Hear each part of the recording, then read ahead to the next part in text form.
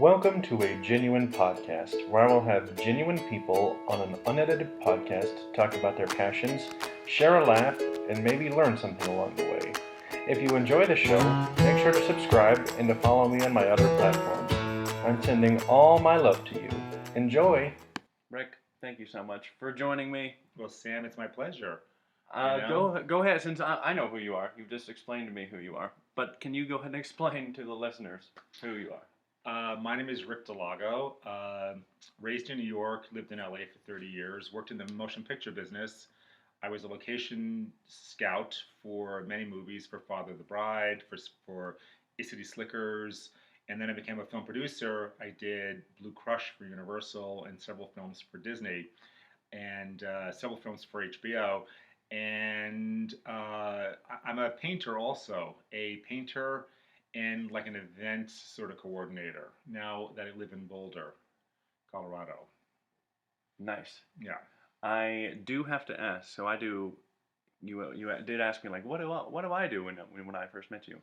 I do a lot of comedy stuff. That's kind of my personality. And so you just mentioned Father of the Bride, which is I believe a Steve Martin movie, correct? Yes. So I have to ask, just as a quick fan, what was that like working on a Steve Martin film? I'm assuming you didn't like meet him and everything. Yeah. But what was that like, knowing that you had a hand in a Steve Martin movie? Well, every film project that you work on has a life of its own. I mean, there are hundreds of people involved with the making of a movie, and as location scout, I'm the very first person hired. So Wow. because you have to find the locations. You have to figure out where the movie's going to be filmed before you make the plan or the schedule. And a lot of times I'd be sent all over the country. Like one time I was working on a film, Baby Boom, like a Diane Keaton movie, and I had to find the perfect village up in Vermont. So for a month and a half, I drove all over the state of Vermont, taking pictures of every little village to find the perfect village. And I love doing that and and then they can determine what has to be built as a set, what's going to be real, what's going to be live.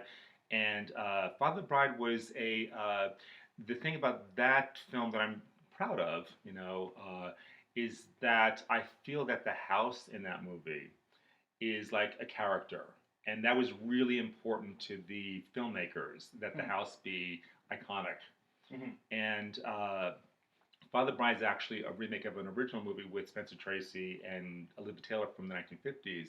And what I did in that case is I rented that movie and I saw what they did, and I sort of like copied the sort of colonial thing that they did, very traditional, very all American. And we filmed the entire movie in California, and it was fun. The thing about the actors that's interesting is when you assume that Steve Martin's going to be Steve Martin, but Steve Martin is a person also. And I think a lot of people maybe feel that maybe in real life he's a little aloof. But I mean, we expect him to be that wild and crazy guy all the time. And he was so he's just really gracious. He's nice. He's quiet. He does his own thing. He used to play the banjo at lunch for us. We'd be in the catering tent all having lunch, and he would play the banjo and stuff. And he and Martin Short would do a little kind of like stand up thing in their characters. But Steve Martin is really cool to watch. Uh, and being a film actor uh, is more complicated than I think most people realize because they have to do every single moment in the movie maybe a dozen times at least. Because they'll do a close up and they'll do a wide shot, now it's Diane Keaton's shot, now it's this one, now it's this one shot. And they have to keep doing the scene over and over and over again. And to watch a real professional actor react like it's their first time hearing the phone ring, like how do you not anticipate that? It's a real skill. And working with really good film actors is really it's really a treat to watch. That actually happening, like all the different angles and all that stuff, and how it all comes together. And I also did Father of the Bride too, so I did 1 and 2, and yeah, yeah, That's really cool. As someone, majored in media, and so I have a background with film and stuff, that's always been very media, movies and TV was a big part of my growing up, and so that's always very fascinating. There were so many parts of movies that you don't even think about. You know, when the credits go by, credits are scrolling by for 5 minutes, but you don't think about all the like all those are people and how they take part. You just look at like the actors and it's like, oh, that's so cool. And so like that's really awesome that like that's what you did. That's really cool. Yeah, because it's a film is really a bunch of like fragmented pieces kind of stitched together, and a lot of talent has to come together. Hair, makeup, wardrobe, the set. There's a lot of talk about the set design, the props, the things that the actors hold. There's a lot of meetings and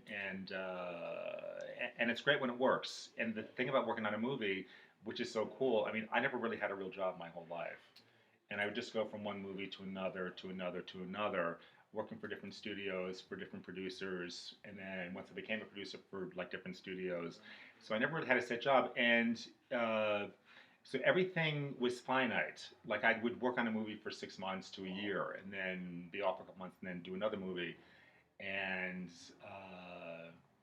that's and I like living that project to project to project lifestyle. You know, my brother worked at an office for 30 years and he hated his job. Mm-hmm. And I was always like, why don't you quit?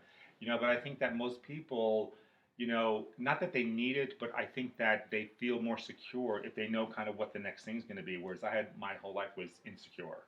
Mm-hmm. You know, like you make some money and then you may not work for a long time. Mm-hmm. And when I wanted to make the transition between, at one point when I was doing locations, I decided that I really wanted to become a producer, which is what my initial intention of going into the film industry was. I went to film school at NYU, and I didn't take any work for like a year and a half. I said no to everything. And at that point, I was making some good money as a location scout, and I was getting calls to work on these amazing movies. And I just stopped, and I taught myself how to do film budgeting, and just by volunteering and helping people out and being really constant and persistent but hustling, I eventually got I eventually broke into the ranks of being a producer. It's a long journey, but eventually like I wound up getting there, and I feel grateful that when I look back on my life, that not only did I have a dream and a goal, but I superseded it, because you know becoming a producer is, you know, it's a lot of people want that job. Mm-hmm. You know, in LA, especially in LA. I mean, everyone's in the film business, you know, yeah. And that's what's so weird about being here in Colorado. I go into a coffee shop, and no one's writing a screenplay on their laptops because I always look, you know, yeah. Oh, they're not writing any screenplays in here. Like, wait, what's going on? And but it's a great, and I'm still involved. You know, I just did a budget for a film that's going to shoot up in Montreal. So I'm still budgeting films, and I'm still involved, and I have a couple projects still on the back burner in development. But about maybe 6-7 years ago, I was doing a movie at HBO that was in development, and I had a lot of time on my hands because we were waiting for a script to be written. It was an original. I got the life rights from Sharon Tate's family to tell their side of the story of what happened and what they went through. And I was waiting for the script to be written, and it's not like a baking contest where it's going to be done in 2 weeks. You have to wait for the writer to kind of do it. And so I started to actually paint again. I hadn't painted ever since college. Mm-hmm. And when I was in my early 20s, I wanted to be a painter, a writer, a producer. I wanted to be all these different things. And I realized that I had to just focus more on the filmmaking thing, because all of those occupations require a lot of energy. Mm-hmm. And I was trying to do everything at the same time. And I said one day I'll get back to making art, because that's something that I always have. And so 5-6 years ago, I got back into it. I sort of pulled out some old things, and I bought some art supplies, and I started to and that sort of has, and that's taken on a life of its own. My intention and goal was never to make art to sell or to show. It was just for myself, just to kill time. Mm-hmm. And certain doors got opened, and certain people were interested in my art, and I started to sell. And then when I moved to Boulder, I had no idea what the art scene there was, and it's been a great chapter, and I've sold many canvases now here, and I do a lot of commissions. And I just had a solo show at the Museum of Boulder of like 20 paintings that I've done, and that was really cool to have like a solo show in a museum. Wow. And I'm at the Denver Art Society right now, which I'm a member, which is where we are broadcasting from, in beautiful Santa Fe Drive in Denver, Colorado, Denver Art Society, and yeah, and it's all a continuation of the same muscle. Like I'm telling a story with my paintings. My work is really photorealistic. I love photography, and sometimes I joke that I consider myself being like a modern day Norman Rockwell, because he was a photorealist also, Hmm. illustrator, but and he held a mirror up to society, Hmm. And before World War II, his work was really nostalgic. Look back on the way that we thought that we were, and then in the late '60s and stuff, he started becoming a little more radical, doing things about the civil rights Hmm. and holding a mirror on society. And I sort of modeled myself after him. That my work always has a little bit of a social message. It's not messagey, but it's supposed to make you laugh. Hmm. It's supposed to make you think twice.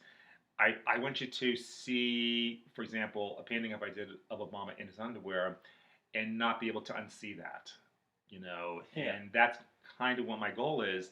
And even if my work gets a negative reaction, or I've been called a few things, I'm grateful, because at least I'm getting a reaction, and Hmm. I think that as an artist, the challenge always is, how do you monetize this? Do you have to paint stuff, for example, that you think are going to sell? It's like working on a movie. Is this movie going to have big box office? Versus, I want to make a movie that's more of a message movie, or Hmm. more of a personal movie. It's the same with canvases. Like, do I want to make a painting of something that I want to say, or do I want to make a painting of something that I think is going to sell? And it's a very convoluted path, because you want to do both. But I think if you're just true to yourself, and you just stick to your own point of view, all you need is one person to actually get it, to actually buy it. So you don't have to please the masses. Films are a lot trickier, because there's that box office weekend and all the pressure, and it's a lot of money's involved. I worked on a movie that was $80 million budget, and that was so intense to work with that much money. There's a lot of responsibility with that. And then when the film doesn't make the money back, it kind of, it's a bummer. Yeah. But anyway, so to me, it's all blurry. It's just all, and like like like you said, I've always been really interested in films, even as a little kid. I always did, and I remember when we were like 8 years old or something. When I was 8 years old, my parents took us. We never really went anywhere.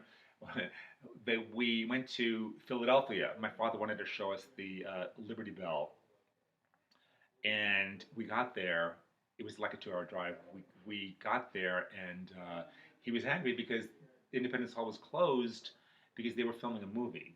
This is in the late '60s. They were filming a movie there, and I had never really thought, like I was like 8, that movies were something that people made. Like you just turn on the TV, or you go to Right. the movie theater, and it's like it's just there, Yeah. you know.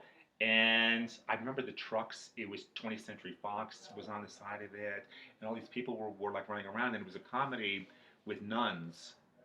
And I went to Catholic school then, and what happened was they'd say cut, and all the nuns would run over, and they'd sit on apple boxes. I remember apple boxes from Huh. that day, and they would pull off their habits, and they'd pull up their skirts, and they'd start to smoke cigarettes. And then say, okay, we need you in 5 minutes, and then they'd start get ready again. Then they go out, and then they were nuns again. And it was well, first of all, it made me cynical towards religion, which was thank God. And I saw that filmmaking was actually something that people actually did, and that really piqued my interest. And then I was raised in New York, and I remember every now and then I would stumble across, when I'm walking around in the city, like a film company, and was always was fascinated with it. And my parents, uh, very uh, they believed in me enough to allow me to study film at NYU, which was very expensive and an extravagance, and we knew nobody in the film business. Hmm. And this is back in the day when nowadays every high school has like a film program.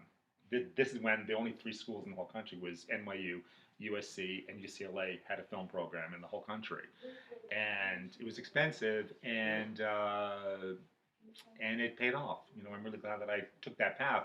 When I was 19, I realized that I should just do what I want to do when I'm young, and then I'll do something safe later. Whereas I think that the mentality, at least back then, was do something safe first, like Yeah. get your teacher thing, you know, as a backup, and Yeah. then pursue your dreams. But I was able to do it the other way, Yeah. you know, and I feel fortunate. And my father, my mother was really creative, and my father worked at Sears Roebuck on a job that he hated, and he was really supportive of me and my sisters and my brother to do whatever you want. And my two sisters have a design firm in New York, and they do restaurants. They just did the restaurant at the Statue of Liberty, and they do really well. You know, now just in like hospitality, doing restaurants and hotels and things, and very creative household. No kidding. Yeah. But it's one of those things where anytime anybody young comes to me or somebody calls me and says, "Oh, my kid wants to be an actor. Would you talk to some like sense into him or whatever?" Or like give him advice. My advice is like fucking go for it. Like, you know, you're crazy not to. You know, like if you don't do something that you really really love, you're kind of screwing yourself. You know, and I always live in the realm of could. Okay, like if you don't, you know, if you don't try, you know, if you try, you could get somewhere. Okay, you like could sell a painting, you could get a movie made if you're trying and you're working at it. If you don't try, then it's not going to happen. You know, Yeah. like I'd rather live in the could world if that makes any sense, as opposed to, you know, like some of my friends who want to be actors in LA, they kind of think they're going to get discovered in a restaurant or something, and they don't really pound the pavement or whatever. And I think that they're doing themselves a disservice because you really every every dream is going to be challenging, and I think that that it just takes a lot of perseverance. And there's always that one person that you hear about. Well, so and so was discovered in you know in an elevator, you know, and it does happen. In Crazy Beautiful, a film I did for Touchstone for Disney with Kirsten Dunst as a producer, I did that. The lead actor Jay was found in an elevator in a mall with his mother. You know, they just liked his look and they brought him in, and he wound up getting the part to star in a movie. You know, and that does happen, but Yeah. it's not the common. You know, it's not the common path. You know, for most people, there's a lot of hard work. And you alluded to it earlier that when you're watching something, or even if you see a play or you hear a concert, no one really thinks about all the work that went into getting it there. You know, Yeah. like how much effort it took to get it there. And it shouldn't. If you buy a car, you don't really think about it. Yeah. Like all the discussions and meetings and all the labor and work and figuring things out and engineering to get that Prius going.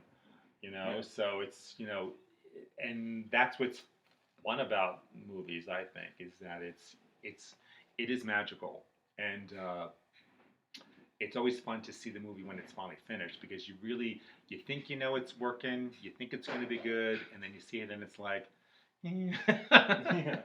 or it's better than you thought. You know, it's always fun, and it's great. It's great when I'm sort of flipping through Amazon and I see, oh shit, there's the film that I worked on back like 15 years ago, and I'll watch it and it brings back memories like, oh, that's the day, oh, that's the day that that truck fell over, or that's the day that's, you know, whatever, you know. Yeah. It's fun, you know. So that's that's my life, everybody. That's so awesome.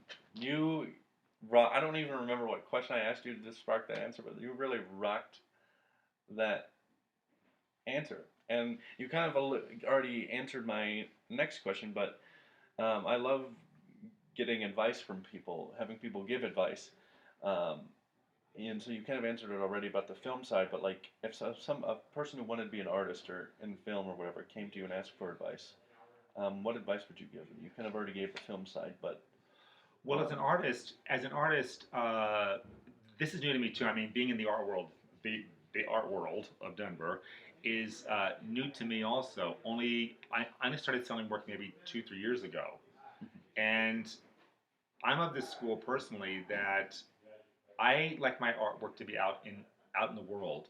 So I don't have any qualms, for example, about if there's a restaurant that's curating art that wants to put art on the wall. I don't have any qualms about putting my art on that wall in the restaurant. Mhm. You know, you never know where it's going to lead.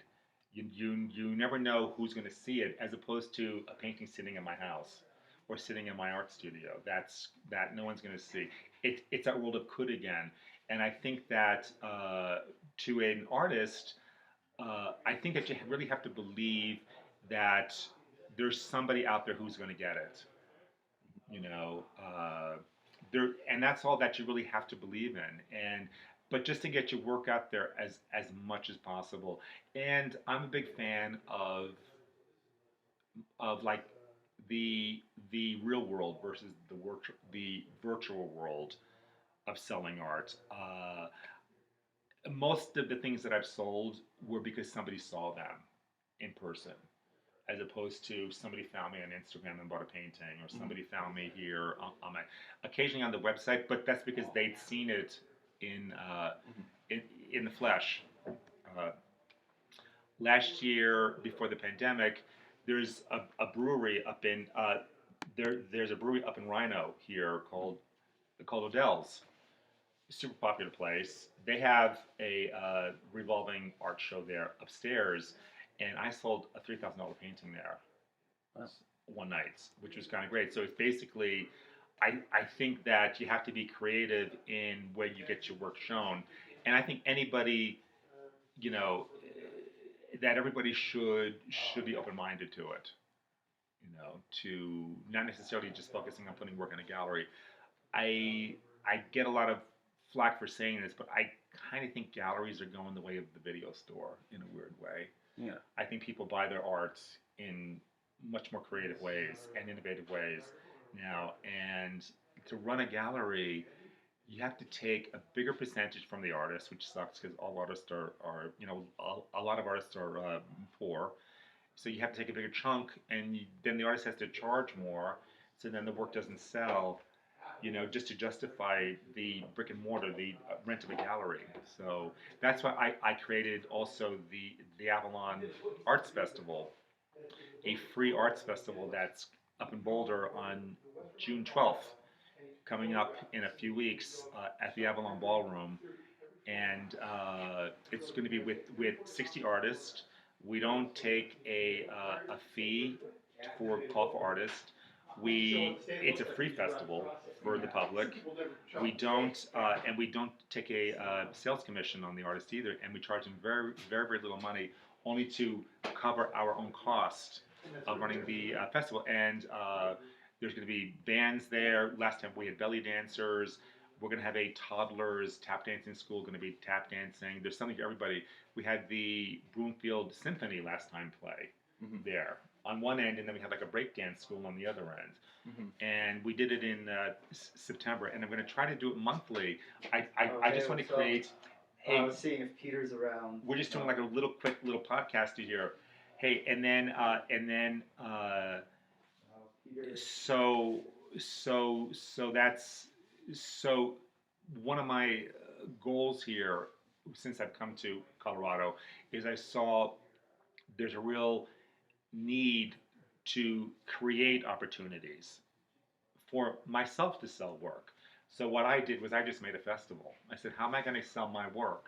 I'll just make a freaking festival and put my work in it. So I built a festival around me, you know, and it's the same skills I have as a producer. There's just you just have to make a few phone calls and pull it all together and make something of nothing. And we have a beautiful location up in Boulder, and I think that's the that's the advice or the mentality that I would press on to emerging artists, that it does take a little bit of making that opportunity happen too, as opposed to just waiting for that sort of to be discovered. You Yeah. know? You mentioned quite a few different things you're involved in that are all a lot of things that people would want to be involved in. So where do you, I'm so curious because I know it's something I struggle with, and I'm sure a lot of people struggle with this. Like, so where do you get the motivation to do? You know, because it sounds like you've had it your life. So where did this motivation come from to be involved with in film and TV and art and all that stuff? And especially picking art back up after all Right. those years off. How did you? Where did this motivation come from to have these creative passions? It's totally psychological. It's my demons. When I was younger, I had a really bad speech impediment. I stuttered like crazy when I was in like third, fourth, fifth grade. We moved around a lot when I was very, very little, and I stuttered. I couldn't speak. I was mortified to ever be called on in class. And I was a great student. I mean, but I just never wanted to be. I was never in a school play. I really would never want to read out loud in front of the class. And about eighth, ninth grade, it's almost like I took that disability and I flipped it up and I kind of flipped it around Mm-hmm. and I used it to my advantage. Like I stopped letting it bother me. Mm-hmm. But what I did was then I started to express myself in other ways. Mm-hmm. And about the same time that I was sort of struggling with this really deep stutter, I was raised in Far Rockaway, New York, Queens, and on a street that had like a million kids on it. There's a lot of Catholic families, so there was like 5, 6 kids in each household. There was 5 in our house, and I used to put on plays when I was like in fifth grade. Like I would write a play, I'd cast all the neighborhood kids. We'd rehearse. We had props. We did everything. We had an opening night. All the parents came, and it was the beginning. And I remember that I did in sixth grade. I did a I we had to do a book report, and instead of writing out a book report, what I did, I brought my father's camera back in those days, and it had one roll of film with 24 frames in it, and I shot like storyboards of the book. I got all my friends together, and we acted out the entire book. Wow. And I wound up like winning an award. Wow. But it was one of those things where it just forced me because I couldn't speak to express myself in other ways. And I think that that's just always been. Yeah. And I still have, and I still struggle with my speech, but I kind of don't give a shit, you know. And I think that in a weird way, it's just the same thing that I keep saying is that you can't, you know, it's easier said than done. You can't let it. You have to learn how to hopefully not let it bother you, to the point that it's debilitating, or find another way to kind of manifest itself. Yeah. It's almost like, you know, when we talk about bullying, which I know is a tough subject for like a lot of people. There's a certain thing to be said, because I was bullied also too, that if I wasn't bullied, that I wouldn't have been, as I maybe wouldn't be doing what I'm doing now. Mm-hmm. Oddly so, that it forced me to kind of like circumvent that by doing something else, you know, and I never really, and it's not that I'm ambitious, because I'm not really. I'm just industrious. Yeah. I like to stay busy. My niece once asked me, she goes, Uncle Rick, how do you stay so productive? And I'm like, well, I don't watch TV during the day. And she's like, well, then what do you do? Well, I'm being productive. You know, it's kind of interesting. Like, I just, you know, it's just sort of, you know, and there's a lot of things that I've worked on that never went anywhere, or a lot of projects that I spent a lot of effort in, and they're not all going to be great, but I feel that I've sort of, you know, I feel grateful that I trusted myself when I was 19 years old to kind of make that decision to kind of to just go for it. Mm-hmm. And I remember I remember the exact moment I was in in class, and I remember thinking, you're 19 years old. If you want to be in the film business, do it now.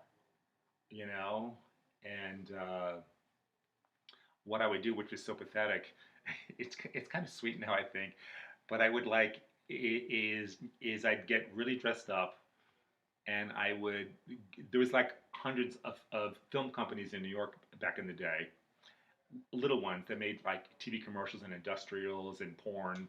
Like I didn't know, and I would literally like knock on everyone's door, and I would have a resume that had nothing on it, and I just go and finally, and then when I did the whole city, I'd go back and I would do it again, and I did this for like a couple months, just hitting all the film companies over and over and over again. Like I was really focused on that, and this one woman said, "Oh my God, I gotta hire you." She goes, "It's you again." She goes, "Of course I'm gonna hire you." So, and that's how it happened. And I always, it's just having gumption. Gumption is the thing. You just have to have gumption. Yeah. And it's not, and it doesn't come from being ambitious. I don't think it just comes from believing that it's not going to happen unless you do it yourself in a weird way. It's funny you mentioned that because you just said you're not ambitious or something. I don't remember the exact word you used. You just said you're not motivated or ambitious or something. But then you just told that story about how like you just did essentially going door to door until somebody gave you something, and that's always something that because like I'm not a super ambitious, motivated person. I I like to relax, but something I've always just thought was super logical to do, and I think you would agree, is to just if you want to do something, just like ask people until somebody gives you an opportunity. I mean, that's exactly what I did with this podcast. Is like I didn't know you before this. It's not like I said like, "Hey, buddy, can you be on my podcast?" I literally just like posted it in the Facebook group and said like, "Hey, would somebody," which is like a virtual door to door sales. And so yeah, that's something that whenever I talk to successful people, they always have a like origin story like that, where it's just like I wanted something, so I just went and talked to a bunch of people until someone gave me an opportunity, and that's always funny that um, that's how that's always you can find that common thread with a lot of successful people, where it's just simply a matter of just like ask until someone gives you an opportunity. Yeah, and also too, I think you also have to just keep creating. The advantage of doing a podcast now, like if you wanted to do like a radio show 20 years ago, it would cost you a fortune. Yeah. And I think that even making a movie now, like I would love to work on like a really super low budget movie here in like Colorado with a bunch of local filmmakers, super small crew, super great, kind of like what they did with like Nomadland or something. Just get a bunch of actors together and just kind of figure out a way to make a really great but really doable movie for like no money. And yeah, that's on my list next. But it's I I feel and I think it all goes back to when I saw those nuns smoking on the film set in Philadelphia back in the '60s. All those actresses that somehow just knowing at that very young age, thank God, that God wasn't going to help me. That like it was like basically like I mean this is all a ruse. Yeah, yeah. That's such a funny metaphor. That's what like to learn. But the thing about that too, which is so funny to me, is my father was so upset and I was so happy. It was like, oh wow, look at this! Like fuck the Liberty Bell. Exactly. This is so much cooler. Yeah. It's so much cooler than the founding of our country. Yeah. It's to see a bunch of nuns smoking. Exactly. Oh, so that's what they do after school. Those fuckers. Yeah. Those uptight sisters. That's so fantastic. So I do also want to. No, I love asking artists this. So what is your like favorite piece you've worked on? And it doesn't have to be the most impactful piece, whatever. And whether it be a movie that you've worked on or piece of art that you've painted, what's the favorite one? And it doesn't have to be the most successful. Yeah, like what's just the one that you've painted or a movie that you've worked on where you just think like that was a really awesome piece or movie or whatever. They're all awesome. No, The painting, the uh, what sort of opened up my, or like gave me the voice that I have today, was early on in my sort of painting trials, like 5 6 years ago, when Obama was still president. He was giving a speech, and I remember thinking, God, who the hell dresses him? He's horrible. It's like he's wearing this boxy suit. He's got such a rockin' body. Why is he wearing like that like Ronald Reagan boxy with always with the red or blue tie, red blue every other day? Like he's boring. And then there was a picture of like him in the newspaper the next day. He was on vacation with his family, and he was wearing jeans up to his like, belly. I'm going, who styles him? So I did a painting of him in his underwear. I was just Okay. saying, you just showed me that beforehand. Yeah. I did a painting of him in his underwear. It was a large painting, and it was just one of those things like I did it as a goof.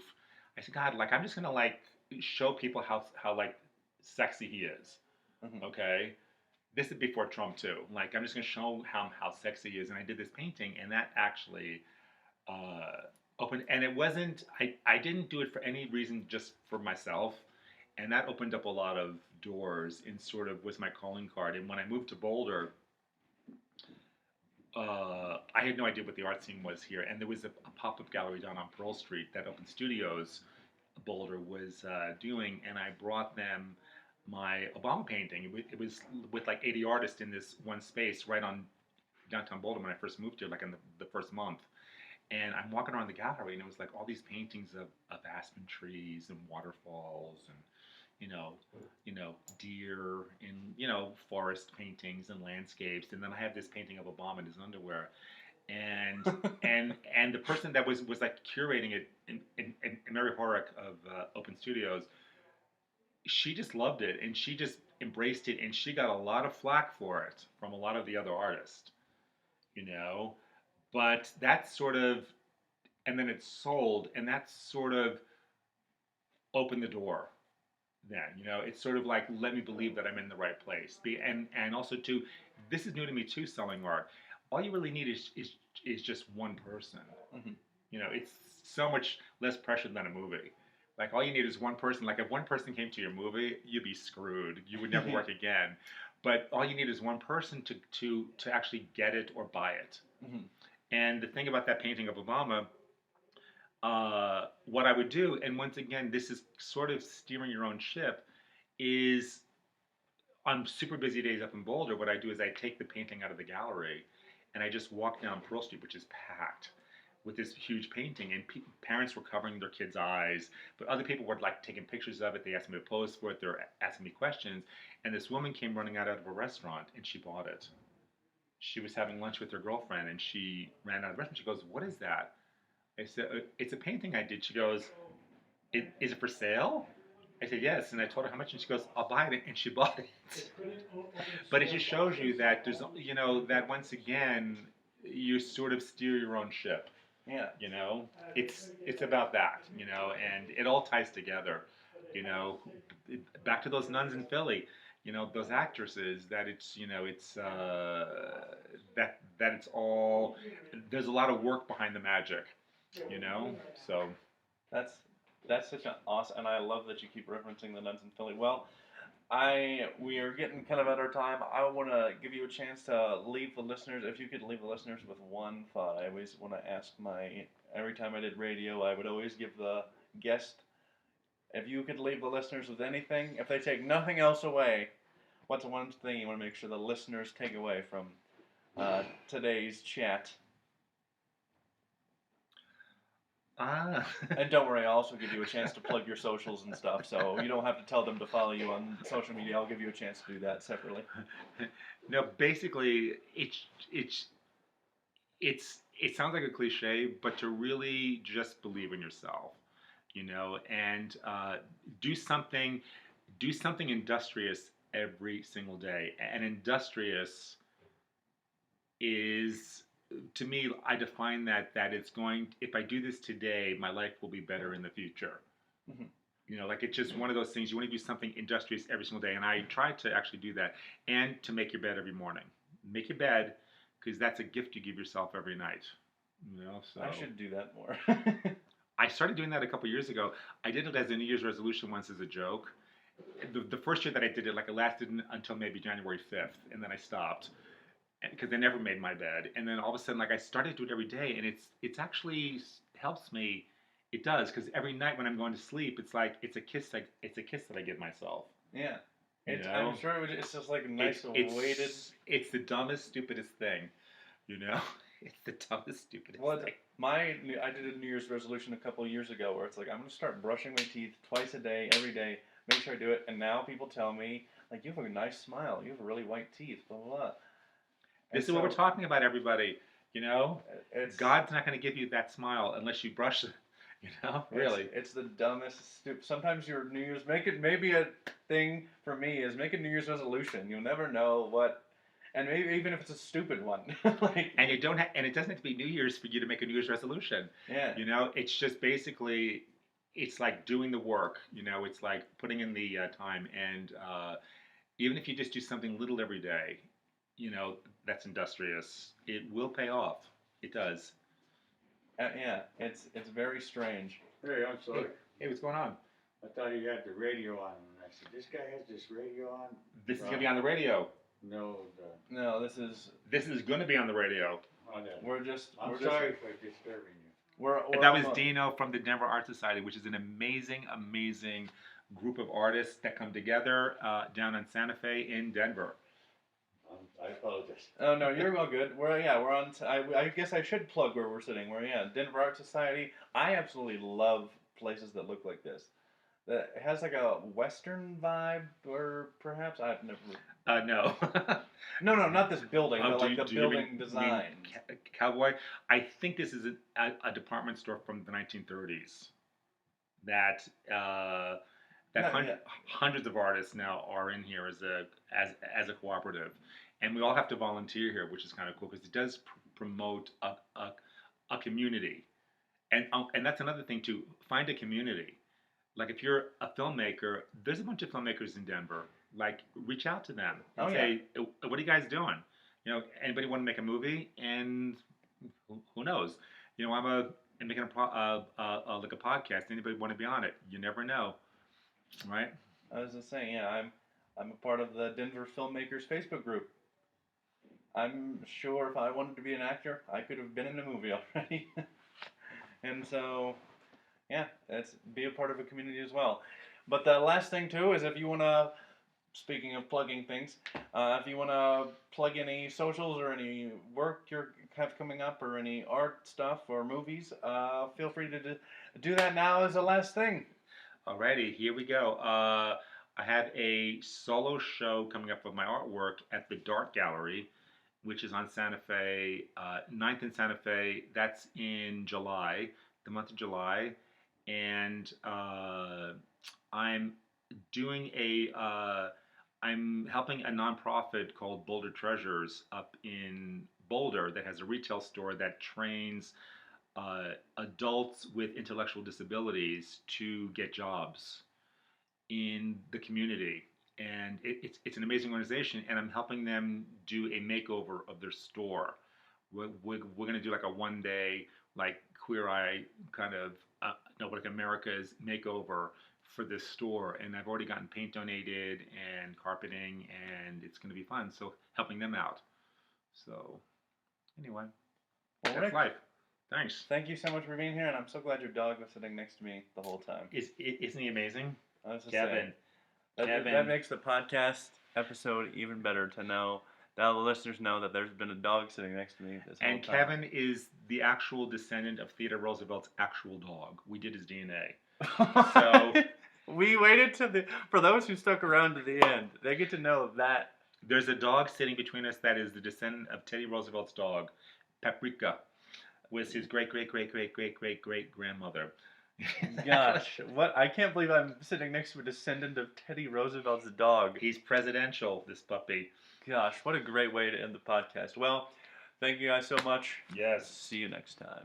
Thank you for listening to a Genuine Podcast. If you enjoyed, I hope you will subscribe and follow me on my other platforms. Until next time, I'm sending all my love to you.